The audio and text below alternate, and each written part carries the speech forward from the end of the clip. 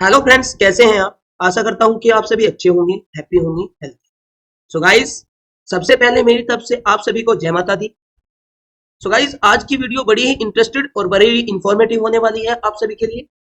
आज की वीडियो में हम डिस्कस करेंगे फंक्शन इन पाइथन। जैसे कि मैंने अपनी पिछली वीडियो में आपको फंक्शन क्या होता है, फंक्शन के टाइप कितने होते हैं और कितने टाइप के फंक्शन हम इंप्लीमेंट कर सकते हैं, वो मैंने अपनी पिछली वीडियो में डिस्कस किया। सो आज की वीडियो में हम यूजर डिफाइंड और सिस्टम डिफाइंड फंक्शन के बारे में बात करें। जैसे कि मैंने अपनी पिछली वीडियो में दो टाइप के फंक्शन बताए थे, एक यूजर डिफाइंड और एक सिस्टम डिफाइंड। तो सबसे पहले हम यहां पे सिस्टम डिफाइंड फंक्शन के बारे में डिस्कस करें कि सिस्टम डिफाइंड फंक्शन होते क्या है। फिर हम डिस्कस करेंगे यूजर डिफाइंड फंक्शन। पिछली वीडियो में मैंने यूजर डिफाइंड और सिस्टम डिफाइंड फंक्शन क्या होते हैं और यूजर डिफाइंड फंक्शन कितने टाइप के होते हैं, वो सब मैंने अपनी पिछली वीडियो में डिस्कस किया हुआ है। अगर आपको ये वीडियो नहीं समझ में आती तो आप पहली वीडियो फंक्शन के रिलेटेड पहली वीडियो देखिए, तब जाके ये वीडियो आपको समझ में आएगी, ये सेशन आपको समझ। सो गाइस, सबसे पहले हमारे दो टाइप के फंक्शन होते हैं, एक यूजर डिफाइंड और एक सिस्टम डिफाइंड। तो जो सिस्टम डिफाइंड फंक्शन है वो क्या होते हैं, तो सबसे पहले हम बता दें, system defined function are those function which is inbuilt in your system. अगर मैं यहां पे लिख दूं,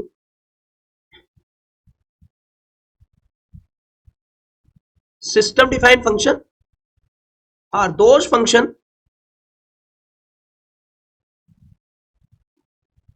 which is inbuilt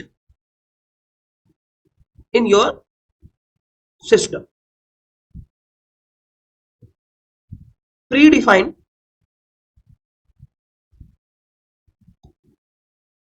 function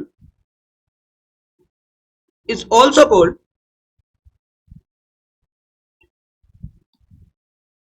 system defined function.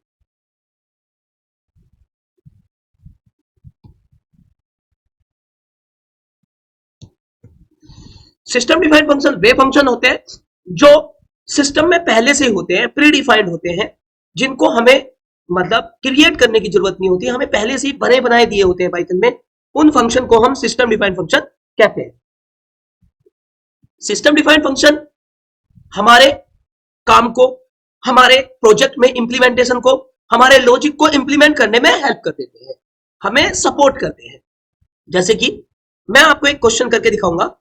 Suppose that किसी ने मुझसे बोला कि हमें किसी नंबर का फैक्टोरियल निकालना है। तो हमें किसी नंबर का फैक्टोरियल निकालना, तो फैक्टोरियल निकालने के दो तरीके हैं।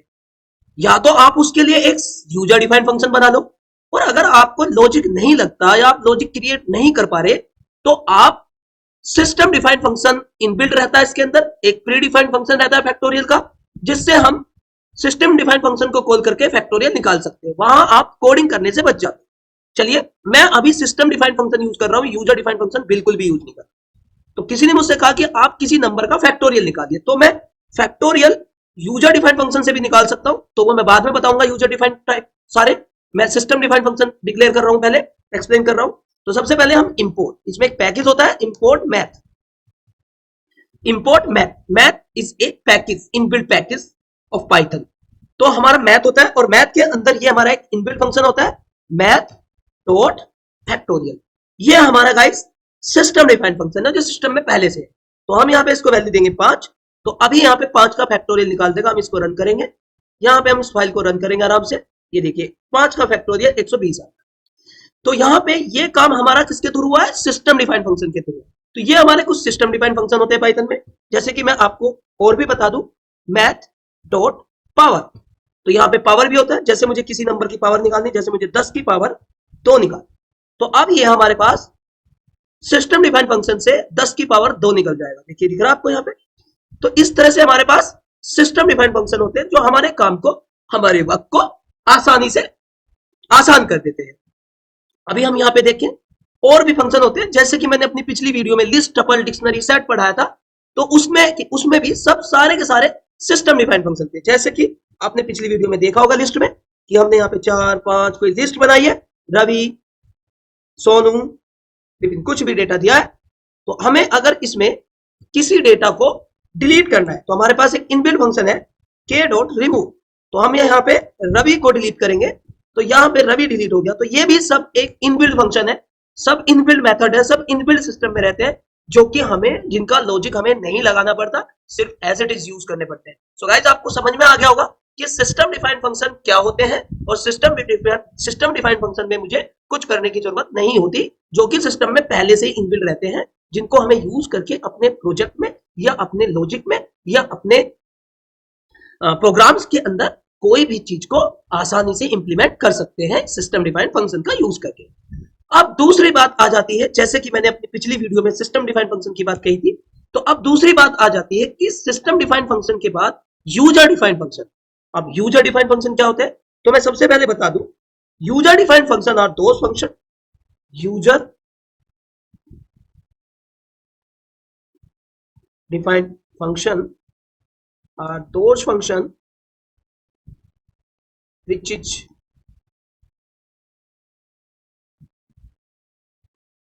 created by user.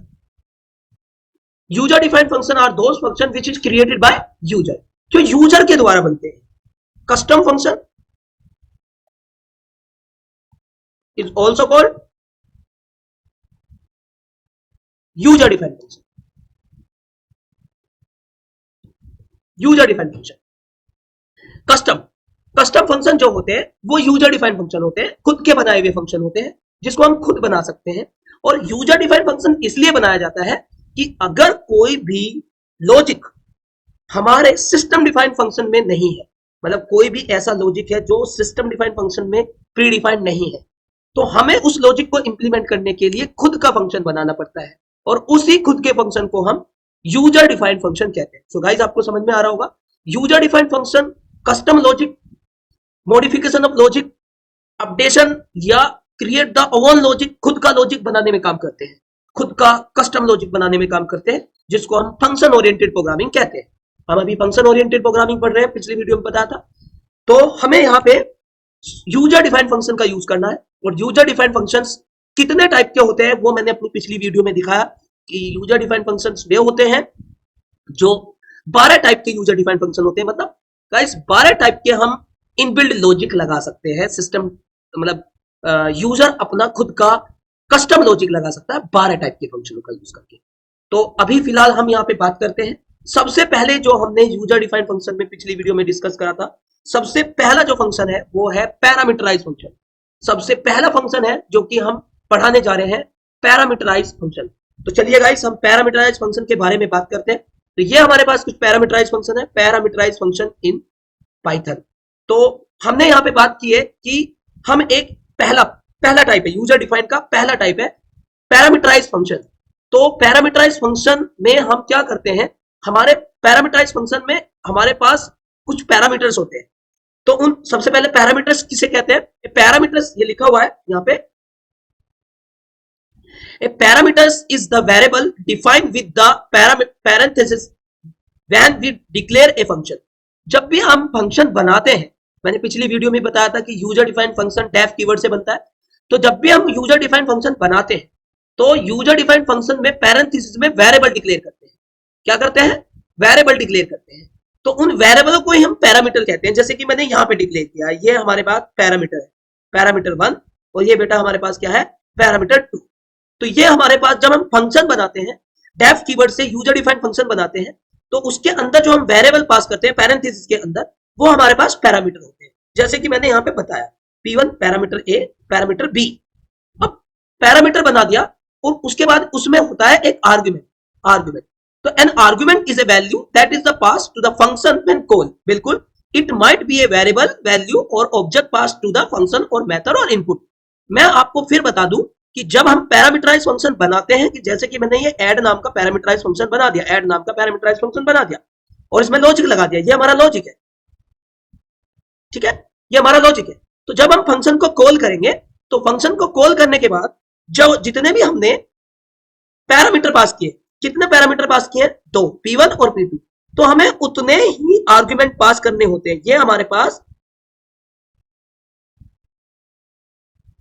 आर्ग्यूमेंट 1 और आर्ग्यूमेंट क्योंकि हमारे पास कितने पैरामीटर है, 2 पैरामीटर है। तो 4 वैल्यू किसको जाएगी, ए को, और 5 वैल्यू किसको जाएगी, बी को जाएगी। तो जैसे कि ऊपर लिखा हुआ है, an argument is a value that is pass the function when call, मतलब आर्गुमेंट जो होते हैं वो वैल्यू होती है जब हम फंक्शन को कॉल करते हैं। तो वो आर्गुमेंट हम जब पास करते हैं तो हम वो argument as a input A और बी नाम के वेरिएबल को पास करते हैं। It might be variable, value और object pass to the function और मेथड। तो हम यहाँ पे फंक्शन या मेथड को आर्गुमेंट के हेल्प से जो हमने फंक्शन बनाया है उसमें जो पैरामीटर पास किए उनको वैल्यू पास कर सकते हैं। सीधा सा फंडा है। यहाँ पे ए की वैल्यू बन गई है 4 और बी की वैल्यू बन गई है 5 यहाँ पे। अब आप यहाँ 4 और 5 पे लॉजिक पास कर सकते हो, जैसे कि 4 + 5 हो जाएगा यहाँ पे, और यहाँ पे आ जाएगा आउटपुट 9। बात आई समझ में आपको? तो इस तरह से हमारे पास यहाँ पे पैरामीटर्स होते हैं, ठीक है। पैरामीटर्स के बाद आर्ग्यूमेंट होते हैं। जब हम फंक्शन को कॉल करते हैं तो आर्ग्यूमेंट हमारे उन पैरामीटर को पास किए जाते हैं। आर्ग्यूमेंट को हम इनपुट भी बोलते हैं, जैसे कि यहाँ लिखा हुआ है यहाँ पे, it might be a variable value and pass to the function method as a input. ये हमें पास किया यहाँ पे इनपुट। तो इनपुट वैल्यू को ही हम फंक्शन में जो वेरिएबल दिए होते हैं उनको इनपुट पास करने को ही हम आर्ग्यूमेंट बोलते हैं। तो ये आपको समझ में आ गया होगा गाइस, किस तरह से हमारे पास पैरामीटराइज फंक्शन होता है।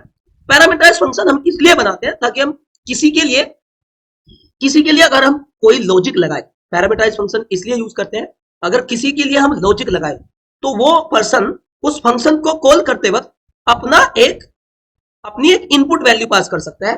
अपनी एक इनपुट वैल्यू पास करके मतलब अपने अकॉर्डिंग उस फंक्शन को चला सकता है। यूजर डिफाइंड फंक्शन कह सकते हैं। समझ में आपको मेरी बात? तो इस तरह से हमारे पास यहाँ पे ये पैरामीटराइज फंक्शन होता है। और इस फंक्शन को पैरामीटराइज फंक्शन इसलिए बोला गया क्योंकि हम इसमें डिक्लेयर करते हैं, फंक्शन का नाम डिक्लेयर करते हैं। ये फंक्शन का नाम है function name. Add is a function name. तो ये फंक्शन का नाम है, फंक्शन का add is a function name. तो यहाँ पे जब हम फंक्शन को डिक्लेयर करते हैं तो उसके अंदर जो पैरेंथेसिस होता है, हमें उसमें जितने भी यूजर से इनपुट की जरूरत होती है, हमें उसमें यूजर से जितने भी इनपुट की जरूरत होती है, हम उसमें उतने ही पैरामीटर पास करते हैं ताकि यूजर उस फंक्शन को कॉल करते वक्त उतने ही इनपुट पास कर सके, आर्गुमेंट पास कर सके।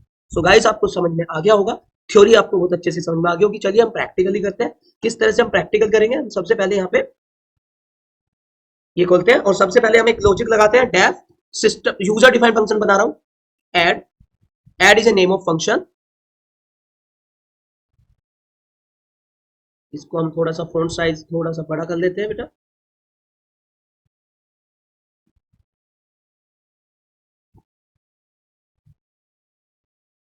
So add is a name of function a and b is a parameters।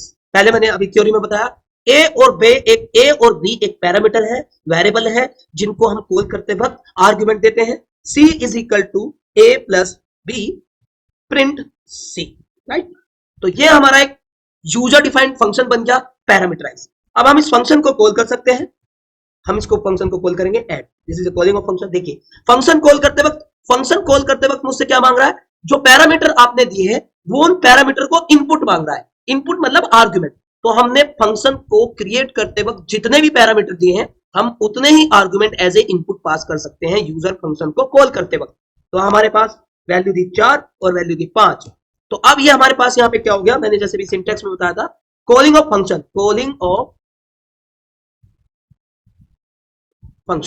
Function को कॉलिंग कर रहे हैं। तो हम यहाँ रन करेंगे इसको। देखिए आउटपुट आया 9।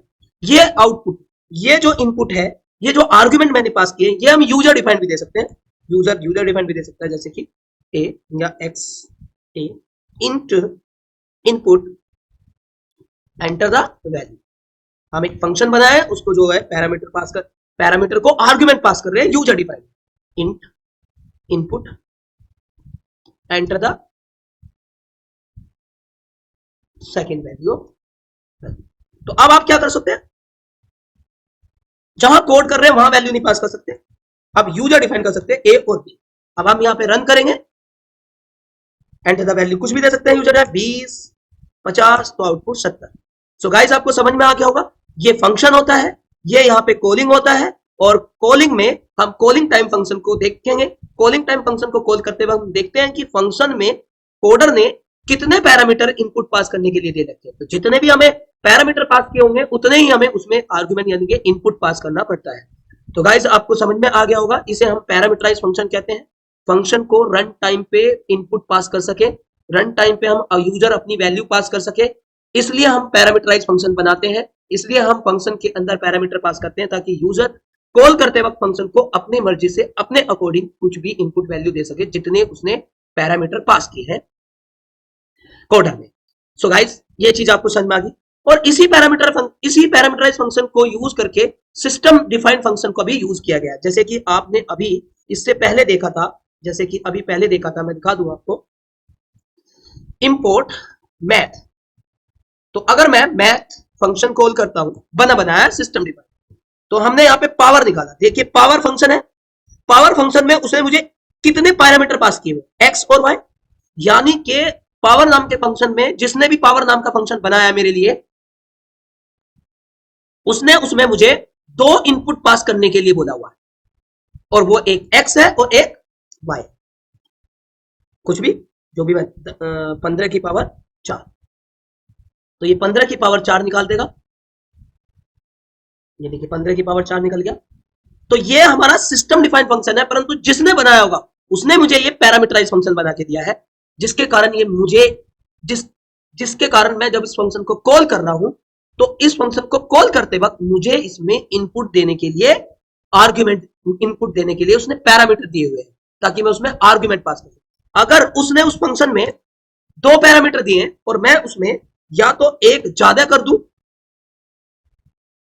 देखिए एरर देगा, एक्सपेक्ट टू आर्ग्यूमेंट गॉट 3, वो नहीं मांगेगा क्योंकि जिसने फंक्शन बना रखा है उसने मुझे इसमें दो ही पैरामीटर पास किए हैं, तो हमें इसमें दो ही आर्ग्यूमेंट पास करने हैं। इसी तरह से मेरा ये फंक्शन है, मैं इसमें 3 आर्ग्यूमेंट पास नहीं कर सकता। डी इंट इनपुट, एंटर था थर्ड वैल्यू, तो ए बी और डी अगर मैं पास करूं तो आपको वही एरर आएगी जो अभी मैंने बताया था। जब 3 पैरामीटर है ही नहीं तो 3 आर्ग्यूमेंट कैसे चल जाएंगे। देखिए take 2 positional argument but given 3। So guys आपको पैरामीटराइज फंक्शन समझ में आ गया। पैरामीटराइज फंक्शन वो होता है जैसे हम किसी के लिए फंक्शन बनाते हैं, एज ए कोडर हम किसी के लिए एक लॉजिक लगाते हैं, फंक्शन बनाते हैं और कहते हैं इस फंक्शन को कॉल करो, तो हम उस यूजर को अपने हिसाब से उस फंक्शन में इनपुट पास कराते हैं। तो जितने भी इनपुट यूजर उस फंक्शन को कॉल करते वक्त पास करेगा उतने ही मैं पैरामीटर उसमें पास करूंगा। जितने पैरामीटर होंगे उतने ही पैरामीटर में यूजर आर्गुमेंट पास करेगा, उससे ज्यादा ना उससे कम। आई होप आपको ये वीडियो समझ में आई होगी कि फर्स्ट पैरामीटराइज फंक्शन क्या होता है। यूजर डिफाइंड में पहला फंक्शन बताया मैंने पैरामीटराइज फंक्शन। तो आशा करता हूं कि आप सभी को समझ में आया होगा, और अगर आप मेरे चैनल पे फर्स्ट टाइम हो तो बेल आइकन पे प्रेस करना मत भूलना, सब्सक्राइब करना मत भूलना। नोटिफिकेशन आपको तभी आएगा जब आप बेल आइकन पे प्रेस करोगे। लाइक करें, सब्सक्राइब करें, शेयर करें, कमेंट सेक्शन में कमेंट करके बताएं आपको वीडियो कैसी लगी। आपको आपकी जो स्किल्स है, जो आपका जो अपना नॉलेज है, वो आपकी अपग्रेड हो रही है, आपकी नॉलेज में सुधार आ रहा है, अपडेट हो रहा है, नहीं हो रहा है, वो आप कमेंट सेक्शन में जरूर बताएं। और वीडियो कैसी लगी वो भी आप कमेंट सेक्शन में कमेंट करके जरूर बताएं। और अगर आपको कुछ समझ में नहीं आ रहा तो भी कमेंट करके कमेंट सेक्शन में बताएं, आपको रिप्लाई जरूर आता है। आपको रिप्लाई विद इन 24 आवर्स में आपको रिप्लाई जरूर आ जाता है।